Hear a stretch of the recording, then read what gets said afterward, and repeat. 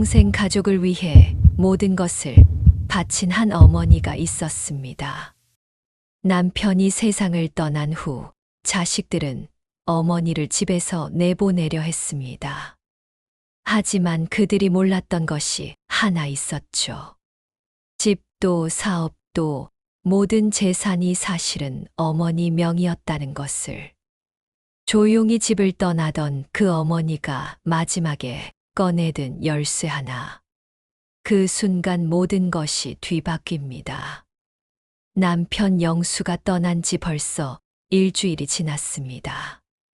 장례식장의 국화 냄새가 아직도 코끝에 남아있는데 집 안 분위기는 이미 달라져 있었어요. 마지막 조문객이 돌아간 그날 저녁, 거실에 모인 가족들의 얼굴에서 슬픔보다는 다른 감정이 스며나오기 시작했죠.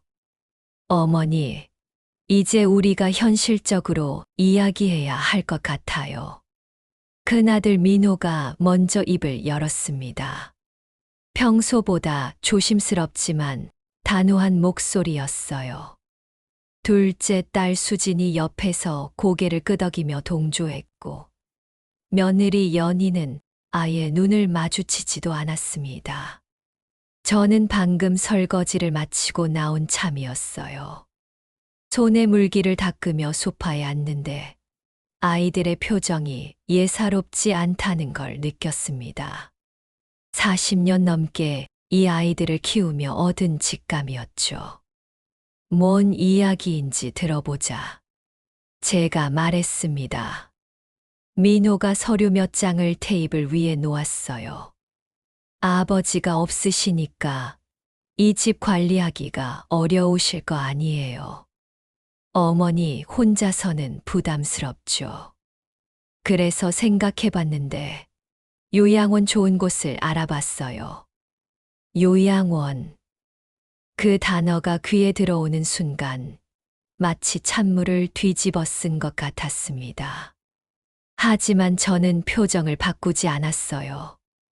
그저 조용히 앉아서 아이들의 말을 듣고 있었죠. 수진이 이어서 말했습니다. 어머니, 진짜 좋은 곳이에요. 시설도 깔끔하고 간병도 잘해주고 어머니 같은 분들이 많이 계셔서 외롭지도 않으실 거예요. 연희가 처음으로 입을 열었어요. 어머니, 이 큰 집에 혼자 계시면 위험하기도 하잖아요. 넘어지시거나 다치시면 어떡해요? 우리가 매일 올 수도 없고. 아이들의 말을 들으면서 저는 속으로 웃음이 나왔습니다. 이렇게 그럴듯한 이유를 대면서 저를 내보내려 하는구나. 하지만 표면적으로는 걱정하는 척, 효도하는 척 포장하고 있었죠. 그래서 언제 가면 되는 거냐? 제가 물었어요. 민호가 깜짝 놀란 표정을 지었습니다. 아마 제가 더 저항할 거라고 생각했나 봐요. 그러니까. 다음 주 정도면 어떨까요? 서류 작업도 해야 하고. 집은 어떻게 할 거냐? 이번엔 수진이 대답했어요. 일단 우리가 관리하죠. 나중에 팔지, 임대를 놓을지 결정하고요. 그때 연희가 한마디 더 보탰습니다. 어머니, 요양원 비용도 저희가 다 부담할게요. 걱정하지 마세요. 참 고마운 일이네요. 제 집에서 저를 내보내놓고 그 집으로 생활비를 벌어서 제 요양원비를 내겠다니. 이런 아이러니가 또 어디 있을까 싶었습니다. 저는 고개를 천천히 끄덕였어요. 알겠다. 그럼 며칠 더 생각해 볼게. 어머니 생각해 보실 게 뭐 있어요? 어머니한테 좋은 일인데. 민호가 조금 답답하다는 듯이 말했습니다. 응, 그래도 평생 살던 집인데 며칠은 생각해야지. 그 순간 아이들 사이에서 묘한 눈빛이 오갔어요. 서로를 쳐다보며 뭔가 소통하고 있었죠. 마치 어머니가 너무 쉽게 승낙하신 거 아니야 하는 듯한 표정들이었습니다. 연희가 일어나면서 말했어요. 그럼 어머니, 저희는 이만 들어갈게요. 내일 또 와서 요양원 팸플릿 보여드릴게요. 아이들이 나간 후 집안은 다시 고요해졌습니다. 거실에 혼자 앉아 있으니 지난 40년이 파노라마처럼 스쳐 지나갔어요. 이 집에서 아이들을 키우고 남편을 뒷바라지하고 가족을 위해 모든 것을 바쳤던 세월들 말이죠. 하지만 아이들이 모르는 게 하나 있었습니다. 이 모든 것이 누구 명의인지 말이에요. 집도 사업도 모든 재산도. 영수가 겉으로는 가장 노릇을 했지만 실제 소유주는 따로 있었거든요. 저는 침실로 들어가 화장대 서랍맨 아래 칸을 열었습니다. 오래된 열쇠 하나가 들어 있었어요. 그 열쇠로 열 수 있는 금고 안에는 아이들이 상상도 못할 것들이 들어 있었죠. 그때 문득 영수가 마지막에 제게 한 말이 떠올랐습니다. 여보, 아이들이 언젠가 당신을 힘들게 할 날이 올 거야. 그때는 주저하지 말고 당신 것을 지켜. 당신이 얼마나 많은 걸 희생했는지 보여주라고. 이제 그때가 온 것 같았습니다. 다음 날 아침 수진이 요양원 팸플릿을 들고 왔습니다. 연희와 함께였죠. 저는 차를 끓여 내오면서 아이들의 표정을 살펴봤어요. 어제보다 더 적극적으로 나서는 모습이 역력했습니다. 어머니, 이거 보세요. 여기 시설이 정말 좋아요. 수진이 컬러 팸플릿을 펼쳐 보였습니다. 1인실도 있고 의료진도 24시간 대기하고 있고요. 연희가 거들었어요. 어머니, 여기 식단도 정말 잘 나와요. 어머니가 좋아하시는 된장찌개, 김치찌개 다 나온대요. 저는 팸플릿을 찬찬히 들여다봤습니다. 사실 시설은 정말 좋아 보였어요. 하지만 아이들의 속마음이 투명하게 보이는 것 같아 씁쓸했죠. 비용은 한 달에 얼마나 나오는데? 그건 저희가 알아서 할게요. 수진이 빠르게 대답했습니다. 아니다. 내가 물어보는 거니까 얼마인지 말해봐라. 연희와 수진이 서로 눈치를 보더니 연희가 조심스럽게 입을 열었어요. 한 달에 300만 원 정도 나와요. 300만 원. 저는 중얼거렸습니다. 그럼 1년에 3,600만 원이네. 어머니, 돈 걱정은 하지 마세요. 우리가 다 해결할 테니까. 수진이 안심시키려는 듯 말했어요. 그때 민호가 들어왔습니다. 회사 가는 길에 들린 모양이었죠. 어머니, 팸플릿 보셨어요? 어떠세요? 응, 봤다. 시설은 좋은 것 같더라. 민호의 얼굴이 환해졌어요. 그럼 언제 가실 건가요? 빨리 결정하셔야 좋은 방 잡을 수 있을 것 같은데. 저는 차를 한 모금 마시고 말했습니다. 그런데 아이들아, 궁금한 게 하나 있다. 네, 뭐가 궁금하세요?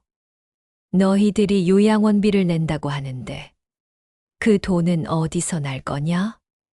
순간 거실이 조용해졌어요. 세 사람이 서로를 쳐다보며 머뭇거렸습니다. 민호가 먼저 대답했어요. 저희가 각자 부담하죠. 형제간에 나눠서. 민호야, 너 월급이 얼마나 되는데? 수진이도 마찬가지고. 애들 학원비, 생활비 내고 나면 300만 원씩 매달 낼 여유가 있나? 아이들의 표정이 어두워졌습니다. 제가 너무 현실적인 이야기를 꺼낸 것 같았어요. 연희가 조심스럽게 말했어요. 어머니, 그래서 이 집을 임대를 놓으면 월세가 나오잖아요. 그걸로 충당하려고 생각했어요. 아, 그래? 저는 고개를 끄덕였습니다. 내 집으로 내 요양원비를 내겠다는 거구나. 어머니, 그게 아니라 수진이 당황하며 말했어요. 아니야, 이해한다. 현실적으로 생각하면 그게 맞지. 빈 집 놔두는 것보다는. 민호가 안도의 표정을 지었어요.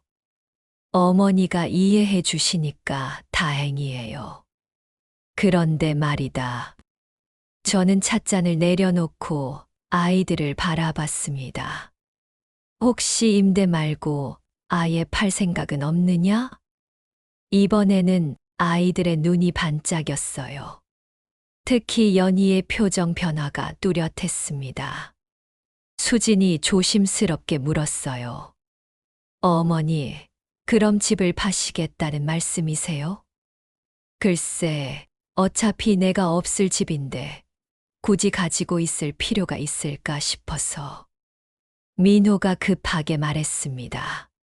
어머니, 그건 좀 더 생각해 보시죠. 집은 한 번 팔면 다시 사기 어려워요. 왜? 요양원에서 평생 살 거라면서 집이 뭐 필요해? 아이들이 서로 눈치를 보기 시작했어요. 뭔가 계산을 하고 있는 것 같았습니다. 연희가 입을 열었어요. 어머니, 그럼 만약에 파신다면 그 돈은 어떻게 하실 거예요? 당연히 내 요양원비로 써야지. 너희들한테 부담 안 주려면. 맞죠, 맞아요. 수진이 빠르게 동의했습니다.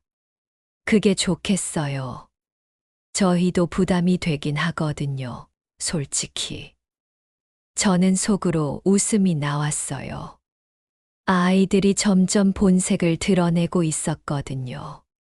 처음에는 저희가 다 부담할게요라고 하더니 이제는 부담이 된다고 솔직하게 말하고 있었죠. 그럼 집값이 얼마나 나올 것 같냐? 민호가 계산기를 꺼내더니 뭔가를 계산하기 시작했어요. 이 동네 시세로 보면 한 15억 정도 될 것 같아요. 15억이면 요양원비로 몇 년 쓸 수 있을까? 연희가 대답했어요. 년에 3,600이니까. 한 40년은 쓸 수 있을 것 같아요. 40년이면 충분하네. 내가 100살까지 살아도 되겠다. 아이들이 웃었습니다. 하지만 그 웃음 속에 어떤 계산이 들어있다는 걸 저는 알고 있었어요. 민호가 시계를 보더니 일어났어요. 어머니, 저는 회사 가야 해서. 그럼 언제까지 결정하실 거예요? 이번 주 안으로 결정할게. 알겠어요. 그럼 저희는 미리 요양원에 연락해서 자리 예약해 둘게요. 아이들이 나간 후 저는 혼자 거실에 앉아 생각에 잠겼습니다. 아이들의 속마음이 이렇게 훤히 들여다 보이니 서글프면서도 한편으로는 화가 났어요. 40년 동안 이 아이들을 위해 살았는데 이제 와서 저를 짐짝 취급하는 모습을 보니 허탈했죠. 하지만 동시에 마음 한구석에서는 묘한 기대감도 생겨났습니다. 아이들이 모르는 진실을 알고 있다는 것. 그리고 곧 그 진실이 밝혀질 거라는 것 말이에요. 저는 다시 침실로 가서 그 작은 열쇠를 꺼내 손바닥 위에 올려놓고 바라봤습니다. 이 작은 열쇠가 모든 것을 바꿀 수 있다는 사실이 신기하기도 했죠. 그날 밤, 저는 잠이 오지 않아서 거실에 나와 앉아 있었습니다. 창밖으로 보이는 가로등 불빛이 어둠을 가르며 들어오고 있었어요. 평생 이 집에서 살면서도 이렇게 밤이 길게 느껴진 적은 없었던 것 같습니다. 아이들과 나눈 대화가 계속 머릿속을 맴돌았어요. 그들의 눈빛, 말투, 서로 주고받던 시선들. 모든 게 너무나 선명하게 기억났죠. 특히 연희가 부담이 된다고 말했을 때의 표정이 잊혀지지 않았습니다. 새벽 3시쯤 되어서야 마음의 결정이 섰어요. 더 이상 이 상황을 지켜만 볼 수 없다는 생각이 들었거든요. 저는 조용히 침실로 들어가서 여행 가방을 꺼냈습니다. 큰 가방이 아니라 작은 캐리어였어요. 많은 걸 가져갈 생각은 없었거든요. 평생 모은 옷들 중에서 꼭 필요한 것만 골라 넣었죠. 그 다음에는 중요한 것들을 챙기기 시작했어요.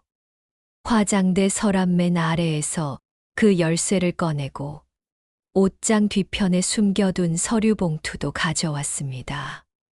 도장함도 빼먹지 않고 챙겼어요. 이 모든 것들이 제 인생의 진짜 무게였습니다. 아이들이 보기에는 그냥 늙은 어머니의 소지품들이겠지만 실제로는 이 가족의 모든 것을 좌우할 수 있는 것들이었죠. 서류 봉투를 열어서 한 장 한 장 확인해 봤어요. 집 등기부등본, 사업자 등록증, 각종 계약서들. 모두 제 이름으로 되어 있었습니다. 영수가 살아있을 때도 겉으로만 가장 노릇을 했을 뿐, 실제 권리는 모두 제가 가지고 있었거든요. 그때 영수와 결혼 초기의 일이 떠올랐어요. 시어머니가 돌아가시면서 유산을 물려주실 때 며느리인 제게 모든 걸 맡기신 거였습니다. 아들보다는 며느리가 더 꼼꼼하고 신중할 것이다 라고 하시면서 말이죠. 그때는 그저 시어머니의 신뢰가 감사할 뿐이었는데 지금 생각해보니 정말 현명한 선택이었던 것 같습니다.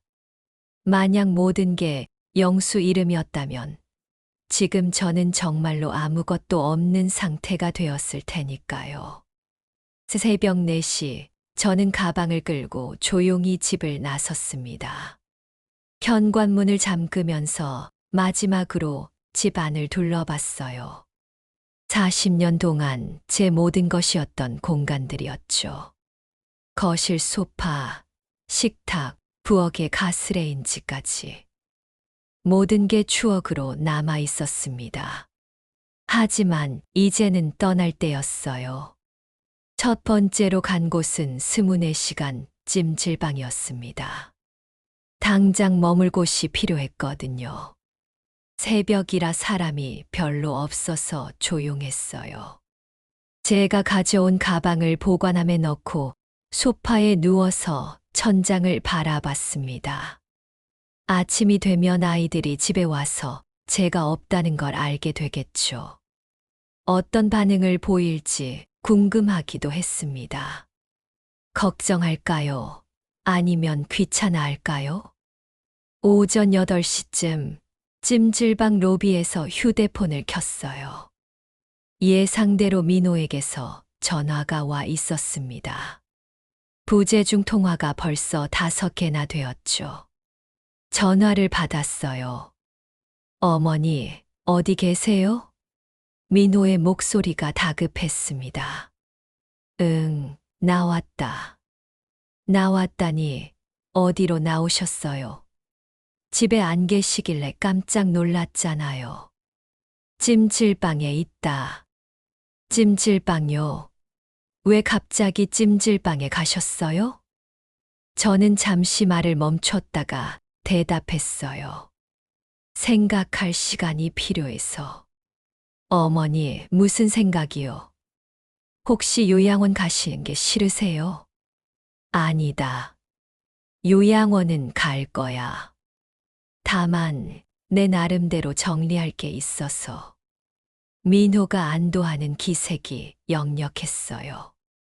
아, 그러세요? 그럼 언제 집에 들어오실 거예요? 글쎄, 며칠 더 있을 것 같다. 어머니, 찜질방이 무슨 호텔이에요? 집에 들어오세요. 괜찮다. 여기가 편해. 실제로 찜질방이 편했어요. 아무도 저를 재촉하지 않고 제 마음대로 할 수 있었거든요. 40년 만에 처음 느끼는 자유로움이었죠. 그럼 제가 찾아가서 모셔올까요? 아니다. 내가 알아서 할 테니까 걱정하지 마라. 전화를 끊고 나서 저는 다음 계획을 세우기 시작했어요. 찜질방에서 며칠 지내면서 차근차근 준비를 해야겠다는 생각이 들었습니다. 오후에는 은행에 갔어요. 평소에 거래하던 지점장과 만나서 이야기를 나눴습니다.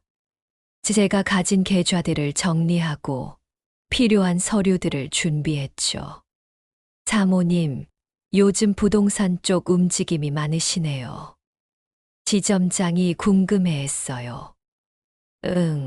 좀 정리할 일이 생겨서. 혹시 투자하실 계획이 있으시면 언제든지 상담해 드릴게요. 고마워.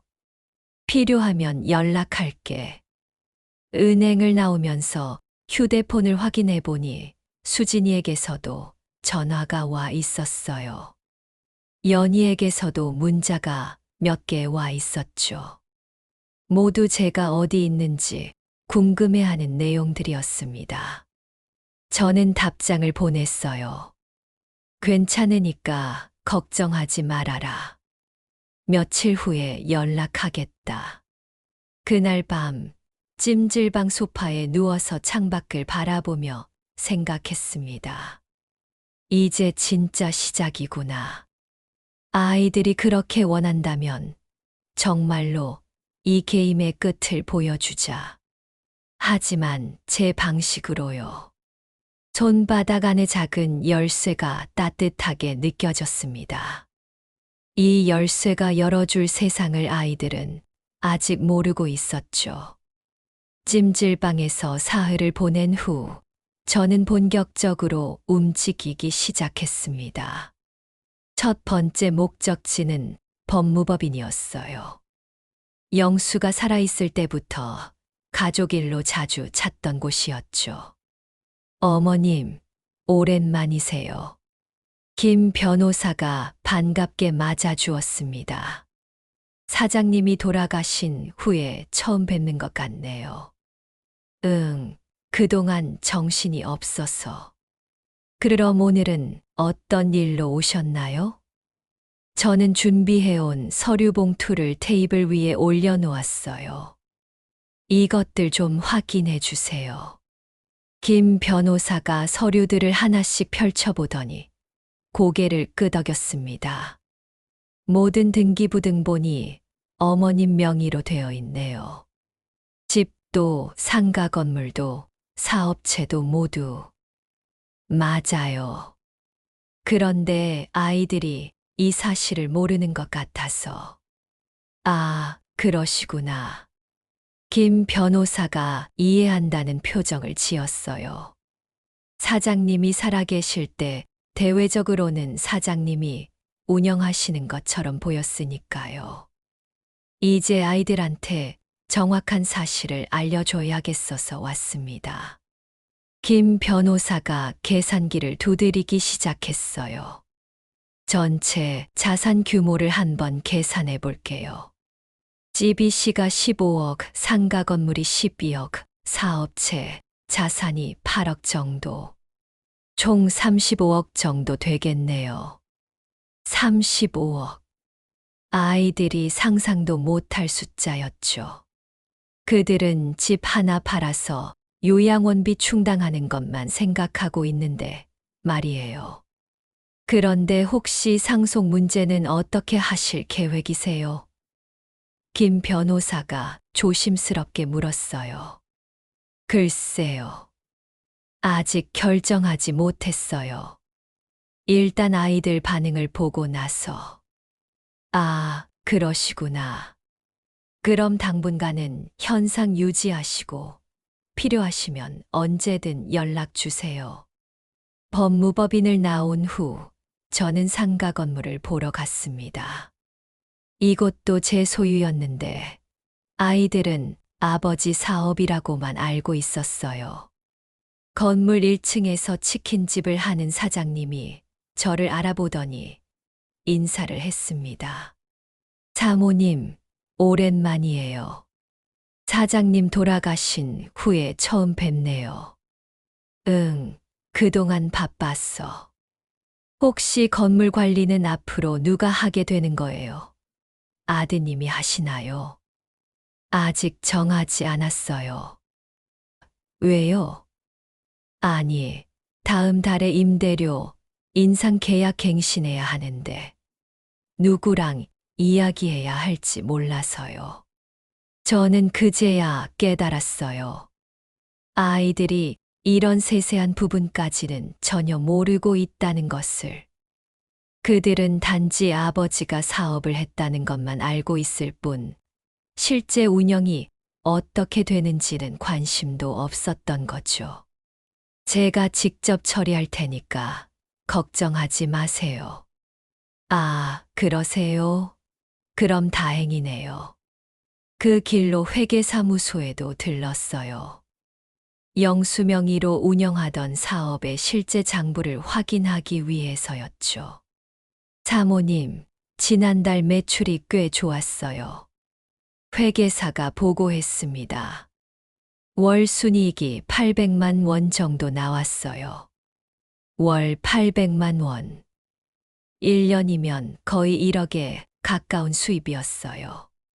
아이들이 요양원비 걱정한다고 난리를 피웠는데 실제로는 이런 수입이 꾸준히 들어오고 있었던 거죠.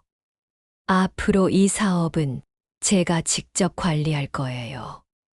네, 알겠습니다. 어차피 법적 소유주는 사모님이시니까 문제 없어요. 집으로 돌아가는 길에 휴대폰을 확인해 보니 아이들에게서 연락이 여러 개 와 있었어요. 민호 어머니, 언제 집에 들어오세요? 요양원에서 연락 왔는데 빨리 결정하라고 해요. 수진 엄마, 걱정돼요. 찜질방에서 계속 지내시면 몸 상해요. 연희 어머니, 집 정리할 것도 많은데 언제 오실 거예요? 저는 민호에게 전화를 걸었어요. 어머니, 어디 계세요? 목소리가 좀 다른 것 같은데. 밖에서 볼 일이 있어서. 내일 집에 들어갈 테니까 모두 모여라. 네, 모두 모이라니요. 응, 너도, 수진이도, 연희도. 모두 다. 무슨 일이세요? 혹시 요양원 가시는 걸 결정하신 거예요? 내일 보면 알 거야. 어머니, 미리 말씀해 주시면 안 돼요? 궁금해 죽겠어요. 내일까지 기다려라. 전화를 끊고 나서 저는 마지막으로 한 곳 더 들렀어요. 동네 부동산 중개사무소였죠. 사장님, 우리 집 시세가 정말 15억이 맞나요? 제가 물었어요. 아, 사모님. 요즘 이 동네가 많이 올랐어요. 15억도 싸게 부른 거예요. 실제로는 16억, 17억도 충분히 받을 수 있을 것 같아요. 그래요? 그럼 팔려고 하면 금방 팔릴까요? 당장이라도 팔릴 거예요. 워낙 좋은 입지라서.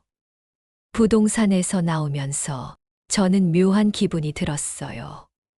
아이들은 저를 짐짝 취급하며 내보내려 하는데 정작 그 모든 걸 좌우할 수 있는 건 저였다는 사실이 아이러니하게 느껴졌거든요.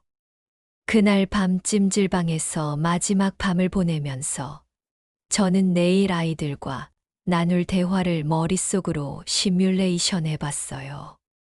그들이 어떤 표정을 지을지, 어떤 반응을 보일지 상상해보니 약간 기대되기도 했습니다. 40년 만에 처음으로 제가 주도권을 쥐고 가족 앞에 서게 되는 순간이었거든요. 더 이상 뒤에서 조용히 뒷바라지만 하는 어머니가 아니라 이 모든 것의 실제 주인으로서 말이에요. 손 안에 작은 열쇠를 만지작거리면서 저는 내일을 기다렸습니다. 다음 날 오후 3시 저는 집으로 돌아왔습니다. 현관문을 열고 들어서니 거실에 아이들이 모두 모여 있었어요. 민호, 수진, 연희 모두 제가 들어오기만을 기다리고 있던 것 같았습니다. 어머니, 어디 계셨어요? 정말 걱정했잖아요. 수진이 일어나면서 말했어요. 하지만 그 걱정도 잠시 곧 본론으로 들어갔죠.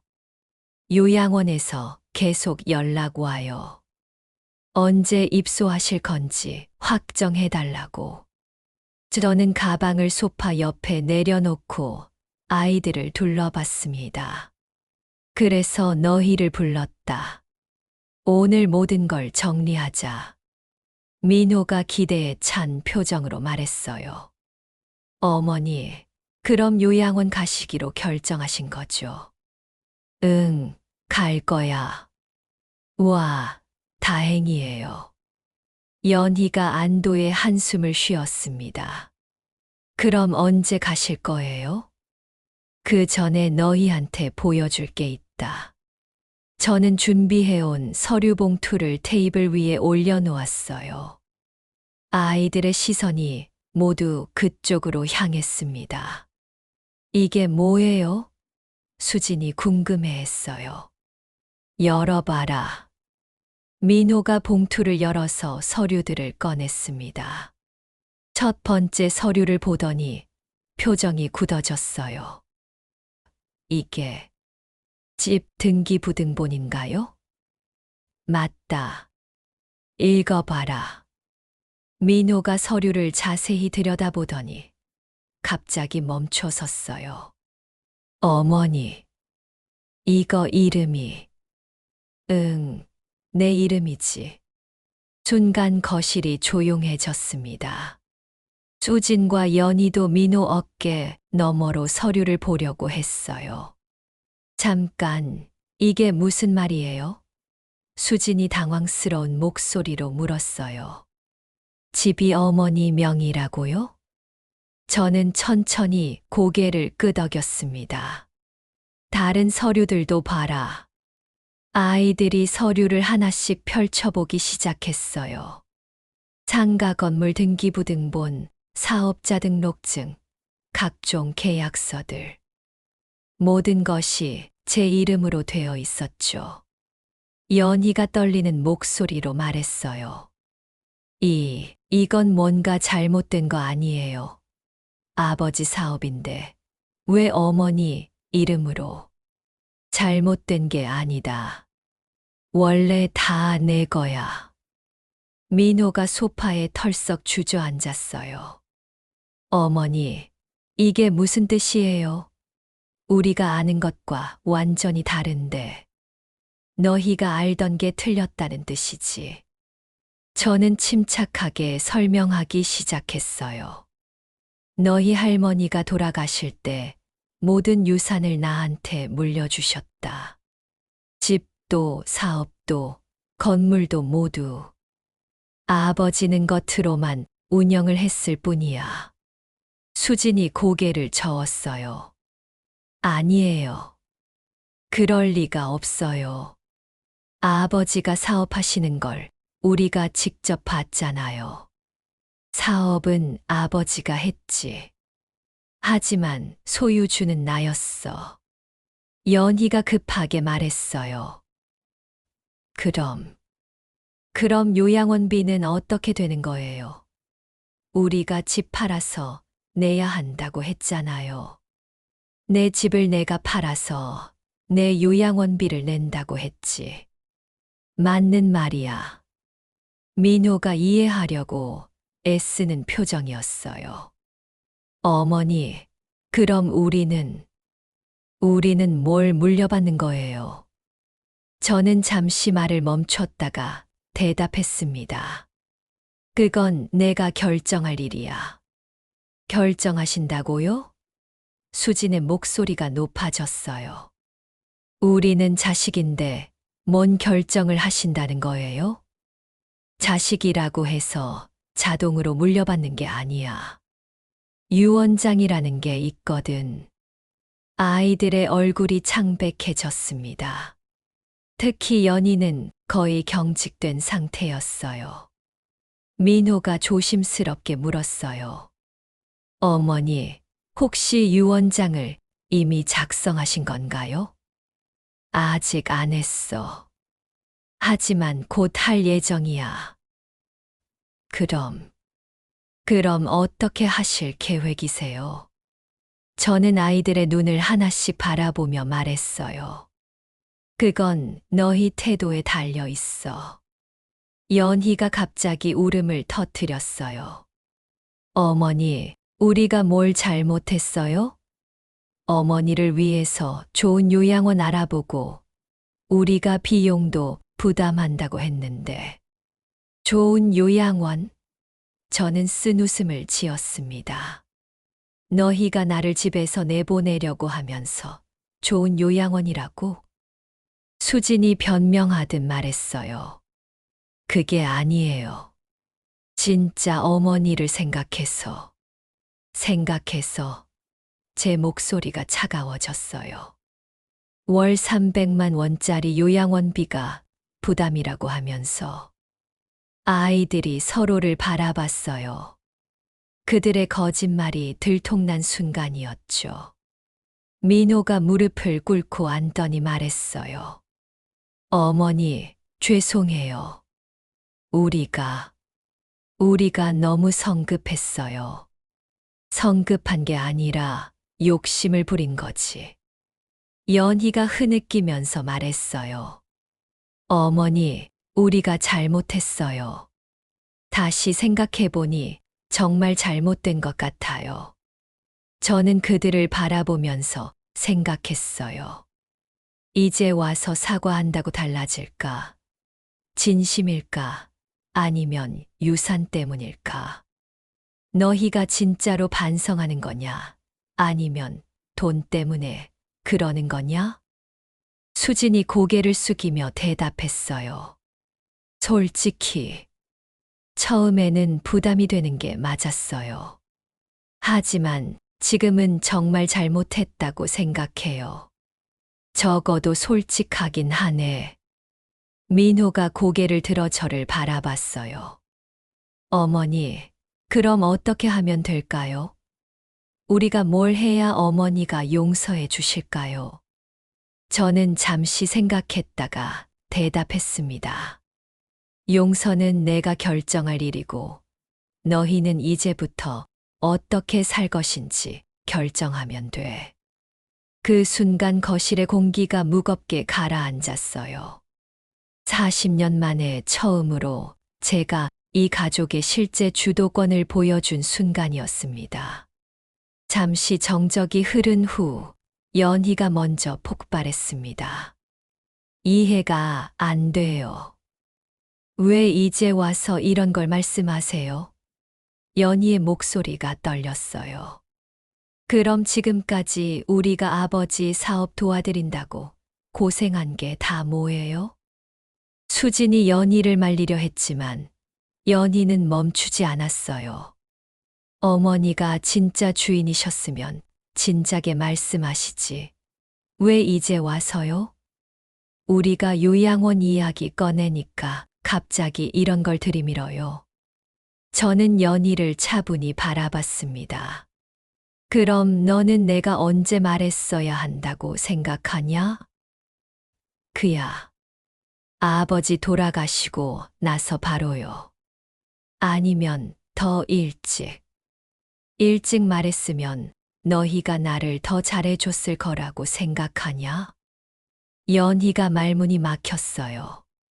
하지만 곧 다른 방향으로 공격을 시작했죠. 어머니도 너무하세요. 우리를 시험했다는 거잖아요. 마치 우리가 나쁜 자식인지 확인하려고. 민호가 연희를 제지했어요. 연희야, 그만해. 왜요? 내가 틀린 말 했어요. 연희가 민호를 쳐다봤어요. 오빠도 속으론 똑같이 생각하면서.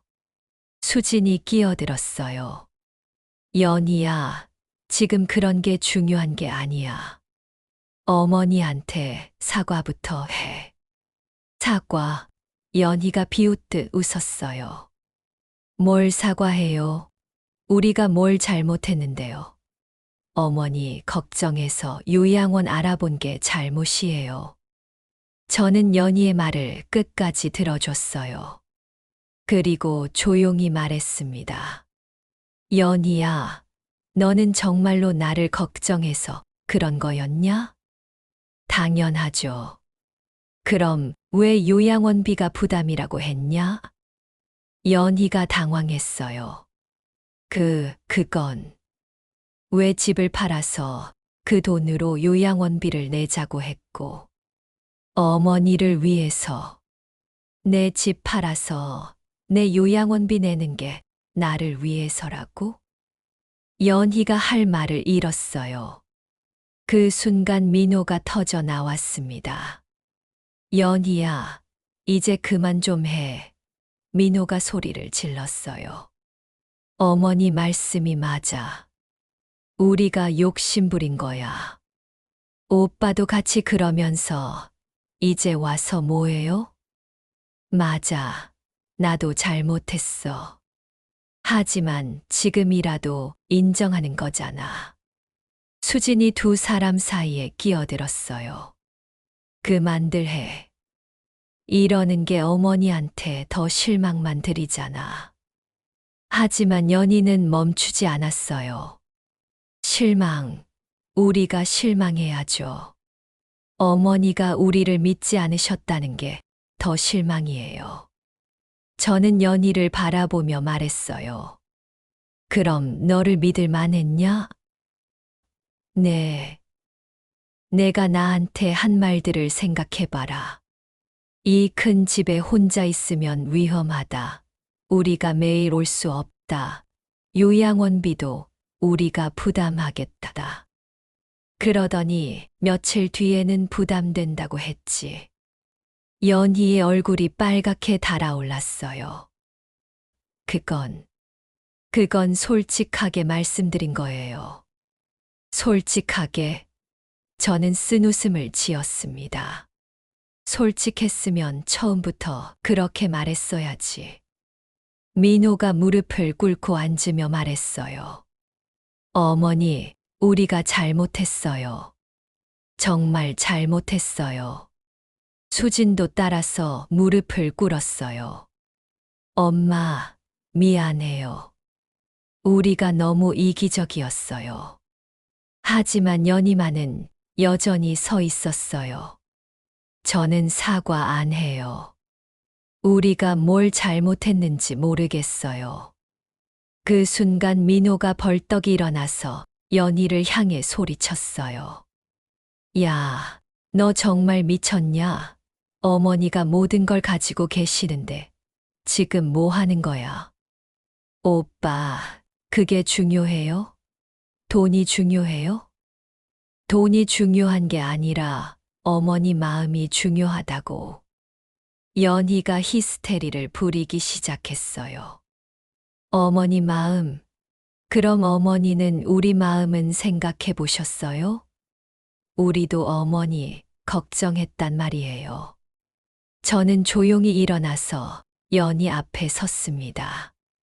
연희야, 너는 정말로 나를 걱정했다고 생각하냐? 네, 정말이에요. 그럼 왜 나한테 한 번도 물어보지 않았냐? 뭐려? 내가 어떻게 살고 싶은지, 뭘 원하는지. 너희는 그냥 나를 짐짝 취급하면서 어디로 보낼지만 정했잖아.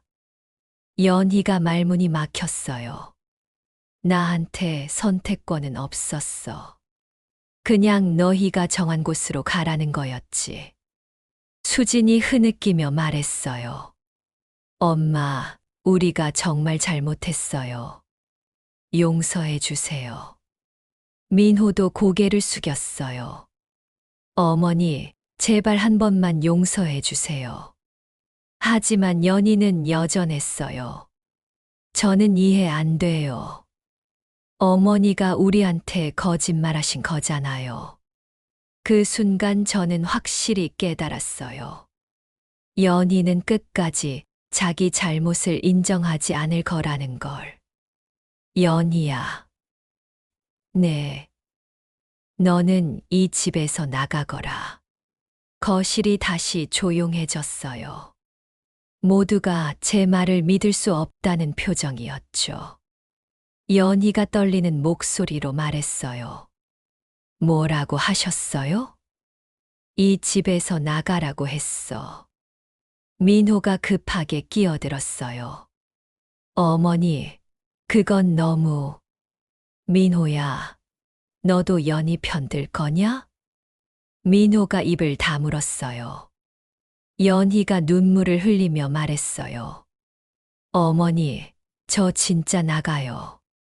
나가면 후회하실 거예요. 후회는 내가 할 테니까 걱정하지 마라. 연희가 마지막으로 한마디 던지고 나갔어요. 어머니도 참 잔인하세요. 연희가 나간 후 거실에는 민호와 수진만 남았어요. 둘 다 충격에 빠진 표정이었죠. 수진이 조심스럽게 말했어요.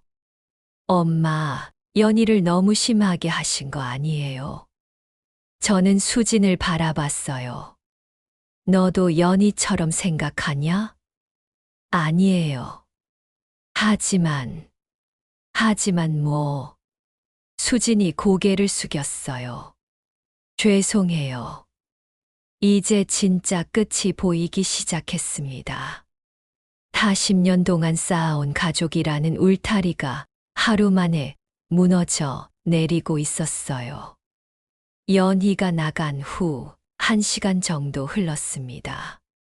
거실에는 민호와 수진만 남아 있었는데 둘 다 말없이 고개를 숙이고 앉아 있었어요. 저는 부엌에서 차를 끓이며 생각을 정리하고 있었죠. 차를 가져와 테이블에 놓으니 민호가 먼저 입을 열었습니다. 어머니, 정말 죄송해요. 목소리가 떨렸어요. 저희가 너무 잘못 생각했어요. 수진도 고개를 들어 저를 바라봤어요. 엄마, 우리 진짜 반성하고 있어요. 연희는 아직 어려서 그런 것 같아요. 어리다고. 저는 차를 한 모금 마시며 말했어요. 연희가 몇 살인데 어리다고 하냐? 그게 아니라 아직 철이 없어서요. 철이 없는 게 아니라 욕심이 많은 거야. 민호가 조심스럽게 말했어요. 어머니, 연희를 다시 불러올까요? 제가 한번 이야기해 볼게요. 아니다. 연희는 스스로 깨달을 때까지 내버려둬. 수진이 궁금해했어요. 엄마, 그럼 우리는 어떻게 하면 될까요? 저는 잠시 두 아이를 바라봤습니다. 민호와 수진은 적어도 자신들의 잘못을 인정하고 있었어요. 연희와는 확실히 달랐죠. 너희가 진심으로 반성한다면 앞으로 어떻게 살 것인지 보여줘. 네, 말씀해 주세요. 뭘 하면 될까요? 내가 시키는 걸 하는 게 아니라 너희 스스로 생각해서 행동해야 해. 민호가 고개를 끄덕였어요. 알겠어요. 어머니가 원하시는 걸 찾아서 하겠어요. 그때 수진이 물었어요. 엄마, 그럼 요양원은 안 가시는 거예요? 아니다. 갈 거야. 네. 두 아이가 동시에 놀란 표정을 지었어요. 내가 요양원에 가고 싶어서 가는 거야. 너희가 보내려고 해서가 아니라. 민호가 당황했어요. 어머니, 그럼 우리랑 같이 사시면 안 되나요? 안 된다. 왜요? 저는 잠시 생각한 후 대답했어요. 너희와 함께 살면 나는 계속 뒷바라지하는 어머니로만 살게 될 거야. 이제는 내 인생을 살고 싶어. 수진이 이해하려는 표정을 지었어요. 엄마의 인생이요? 응.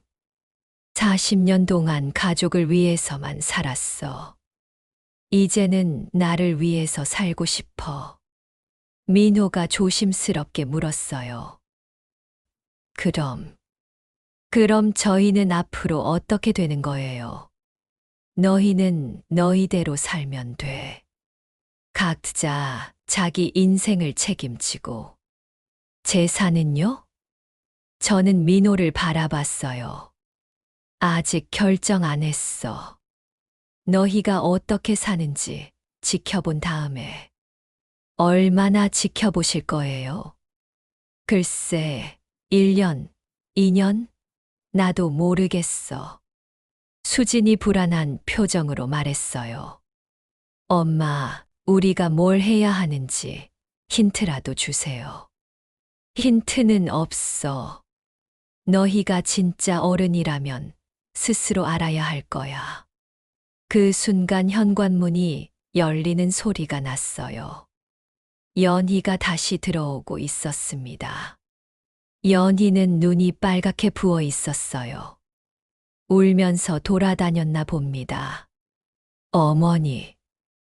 연희가 조심스럽게 말했어요. 뭐냐? 제가 잘못 생각했어요. 저는 연희를 바라만 봤어요. 말하지 않았죠.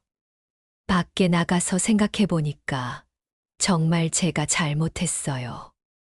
어머니를 진짜 걱정한 게 아니라 귀찮아했던 것 같아요. 그래서 용서해 주세요. 제발요. 연희가 무릎을 꿇었어요. 하지만 저는 쉽게 대답하지 않았습니다. 연희야, 너는 아직도 모르는 것 같다. 뭐려? 용서는 말로 구하는 게 아니야. 행동으로 보여주는 거지. 연희가 고개를 들어 저를 바라봤어요. 그럼 뭘 하면 돼요? 그것도 내가 알려줘야 하냐? 연희가 다시 고개를 숙였어요. 저는 세 아이를 모두 바라보며 말했어요. 내일부터 나는 요양원에 들어간다. 어머니, 결정된 일이야. 그리고 너희는 각자 자기 집으로 돌아가서 자기 삶을 살아. 이 집은 당분간 비워둘 거야.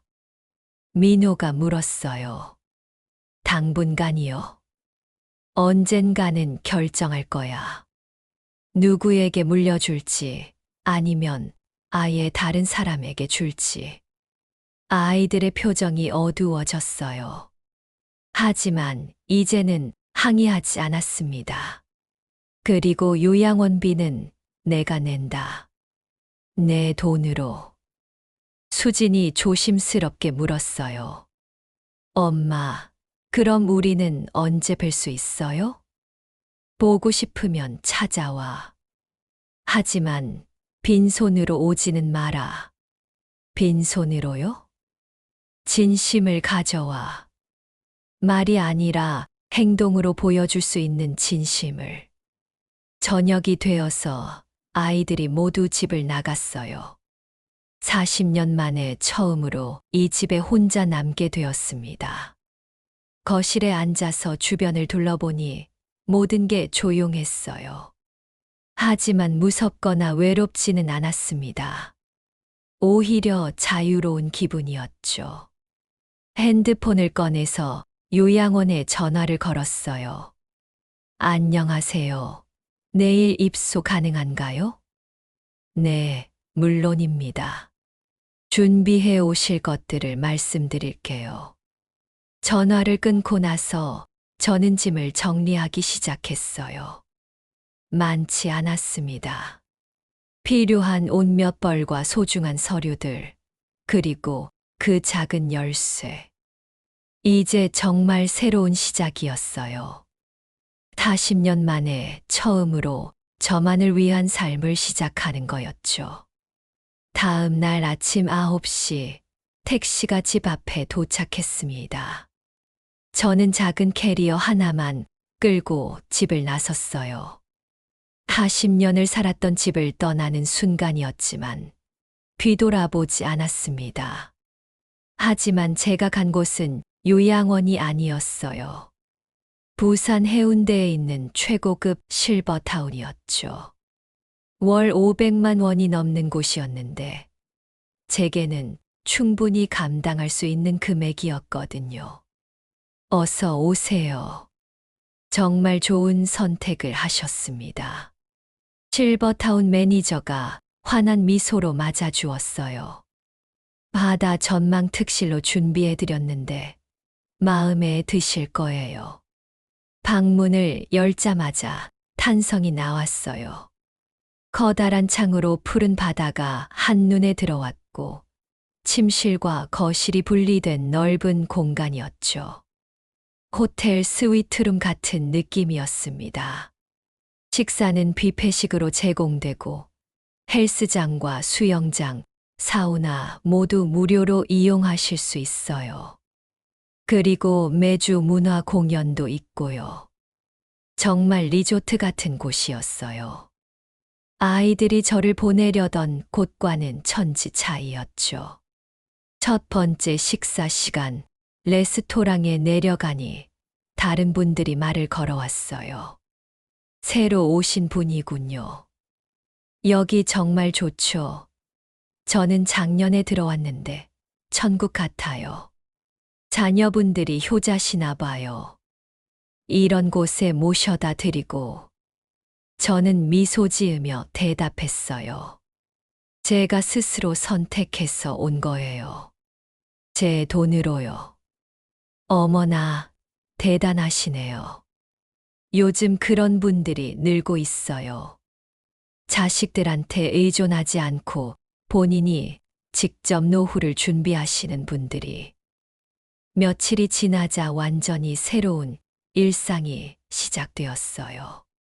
아침에는 바다를 보며 요가를 하고 오후에는 수영장에서 수영을 했어요. 저녁에는 다른 분들과 함께 문화 공연을 감상하거나 독서 모임에 참여했죠. 무엇보다 좋았던 건 모든 게 제 선택이라는 거였어요. 누구 뒷바라지를 하지 않아도 되고 누구에게 눈치 보지 않아도 되었거든요. 일주일 후 민호에게서 전화가 왔습니다. 어머니, 안녕하세요. 괜찮으세요? 응, 아주 좋아. 어머니, 저희가 면회 가도 될까요? 여기는 면회하는 곳이 아니야. 호텔 같은 곳이거든. 네, 호텔이요. 실버타운이라고 하더라. 너희들이 알아본 곳보다 훨씬 좋아. 전화 너머로 민호가 당황하는 기색이 느껴졌어요. 그럼 비용은 얼마나? 월 500만 원 정도 나와. 하지만 내 돈이니까 걱정하지 마라. 500만 원이요? 어머니, 그럼 1년에 6천만 원이지. 너희가 걱정하던 요양원비의 2배야. 주말이 되어 아이들이 찾아왔습니다. 실버타운 로비에서 만났는데 3명 모두 입을 다물지 못하더라고요. 어머니, 여기가 정말 어머니가 사시는 곳이에요? 수진이 주변을 둘러보며 말했어요. 로비만 봐도 5성급 호텔 수준이었거든요. 응, 내 방도 구경할래? 방에 올라가자 아이들이 더욱 놀랐어요. 바다 전망의 넓은 공간, 고급스러운 인테리어까지. 어머니, 여기 정말 좋네요. 연희가 감탄하며 말했어요. 그래, 매일 바다 보면서 살고 있어. 민호가 조심스럽게 물었어요. 어머니, 그런데 이런 곳은 비용이 내가 감당할 수 있으니까 왔지. 그때 아이들이 깨달았을 거예요. 제가 얼마나 많은 자산을 가지고 있는지 말이에요. 어머니께서 이런 곳에 계시니까 우리도 마음이 편해요. 수진이 말했어요. 편해. 왜? 걱정할 필요가 없잖아요. 어머니가 스스로 다 해결하시니까. 저는 쓴웃음을 지었어요. 이제 와서 편하다고? 아이들이 머뭇거렸어요. 너희들이 나를 내보내려 했을 때는 걱정된다고 하더니 이제는 편하다고 하네. 그날부터 아이들의 태도가 확실히 달라졌어요. 더 이상 저를 부담스러워하지 않았거든요. 오히려 자랑스러워하는 것 같았어요. 3개월 후, 저는 더 큰 결정을 내렸습니다. 세계 일주 크루즈 여행을 신청한 거였어요. 6개월짜리 크루즈예요. 여행사 직원이 설명해 주었어요. 전 세계 주요 도시를 다 돌아보는 코스고요. 비용은 1억 2천만 원 정도 들어요. 좋네요. 신청할게요. 아이들에게 전화를 걸었어요. 내일부터 6개월 동안 크루즈 여행을 간다. 네, 크루즈 여행이요. 민호가 깜짝 놀랐어요. 응, 세계 일주 하는 거야. 어머니 혼자요? 물론이지. 혼자 가는 게 제일 편해. 비용은 얼마나 들어요? 1억 정도. 그런데 그게 너희가 알 일이냐? 전화 너머로 아이들이 할 말을 잃은 게 느껴졌어요. 크루즈 여행은 정말 환상적이었어요. 지중해부터 시작해서 북유럽, 카리브해까지 평생 꿈꿔왔던 곳들을 다 가봤죠. 배 위에서 만난 다른 승객들도 대부분 제 또래였는데 모두 자신만의 이야기를 가지고 있었어요. 저도 자식들이 저를 짐짝 취급하길래 집을 나왔어요. 옆 테이블의 할머니가 말했어요. 이제 제 인생을 살고 있죠. 맞아요. 우리 나이에도 새로운 시작이 있는 거예요. 저도 동의했어요. 6개월간의 크루즈 여행을 마치고 돌아왔을 때 아이들이 공항으로 마중을 나왔어요. 3명 모두 제가 떠나기 전과는 완전히 다른 표정이었죠. 어머니, 여행 어떠셨어요? 수진이 물었어요. 최고였어. 평생 잊지 못할 거야. 어머니가 정말 멋있어 보여요. 연희가 말했어요. 이제 와서. 아니에요. 진심이에요.